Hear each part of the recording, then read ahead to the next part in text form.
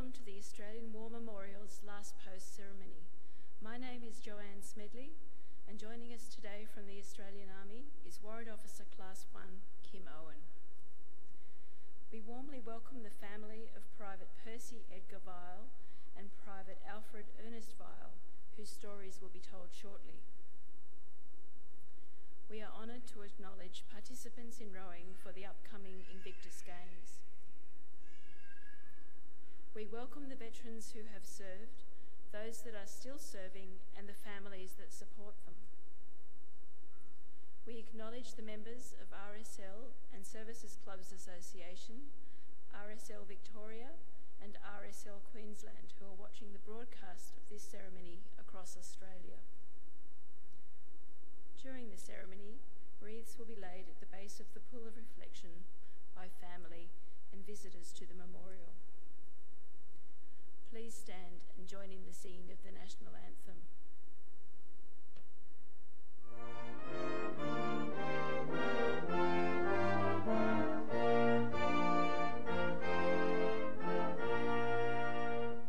Australians, oh, let us rejoice, for we are young and free.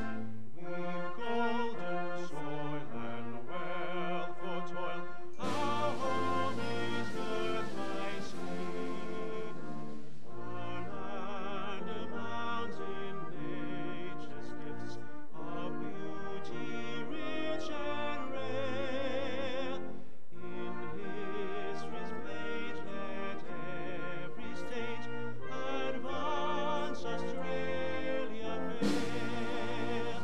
In joyful strains then let us sing, advance Australia fair.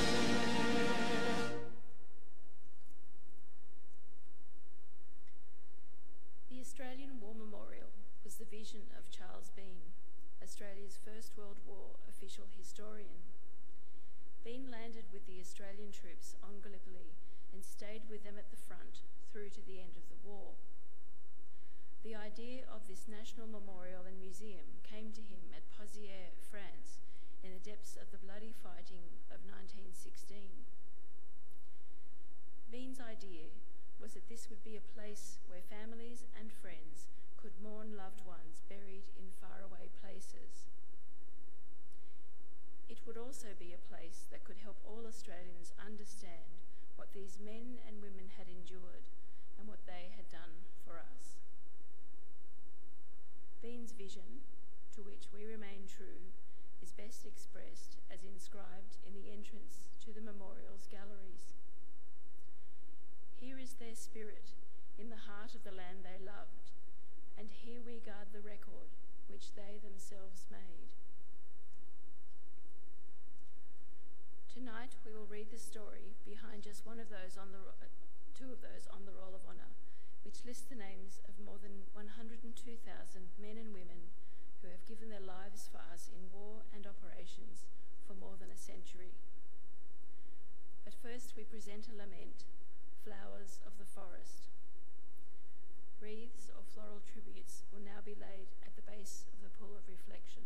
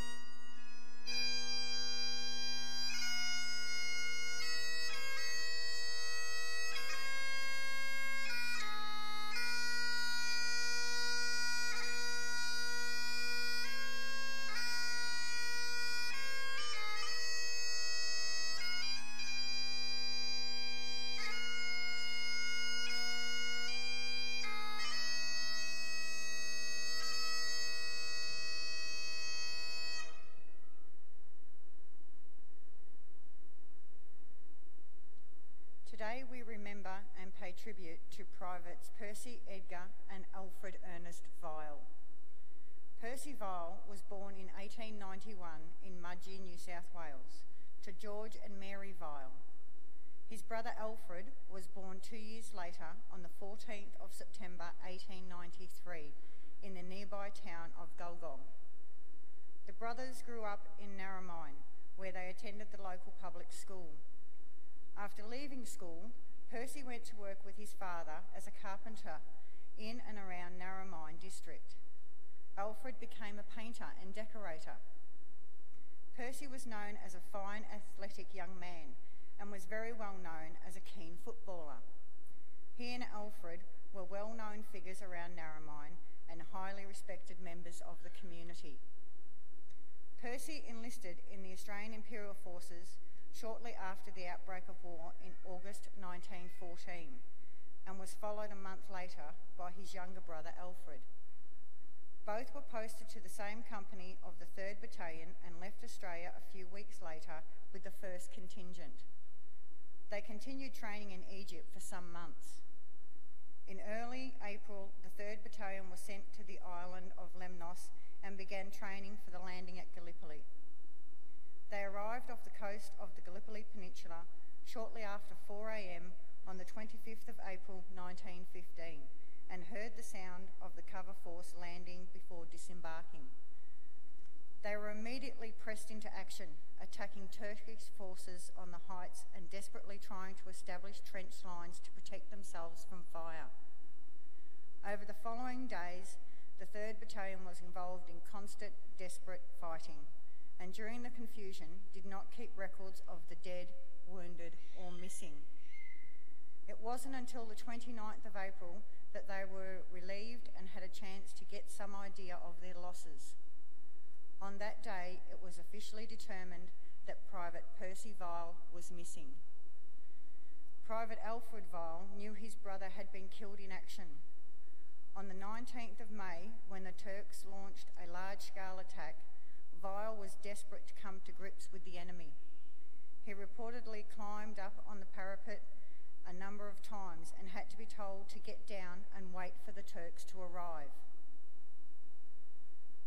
Private Hill later recalled, he was wild with them because his brother had been killed at the landing. Private Alfred Vile never had the chance to exact his revenge. Hill was standing near Vile when his luck ran out. He was shot through the head and killed instantly. Private Alfred Vile was buried in the 4th Battalion Parade Ground Cemetery, where he lies today under the words, "God have mercy on his soul and let perpetual light shine upon him." A number of rumours circulated about what had happened to Percy Vile. Some said that he had been wounded and taken to hospital. Others that he had been wounded but had returned to the front line. Mary Vile held on to vague reports that her son had been taken prisoner and was in Constantinople.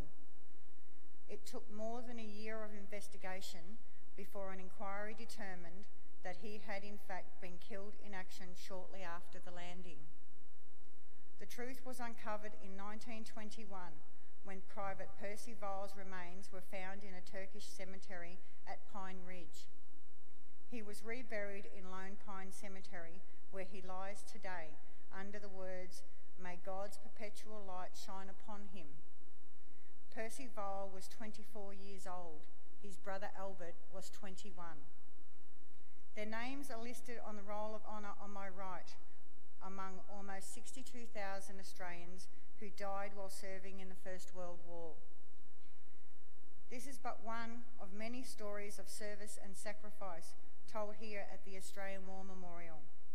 We now remember Private Percy Edgar and Alfred Ernest Vile, who gave their lives for us, for our freedoms, and in the hope of a better world.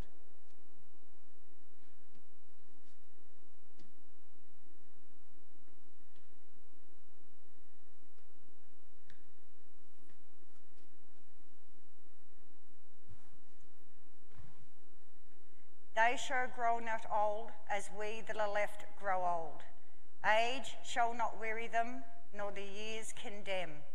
At the going down of the sun and in the morning, we will remember them.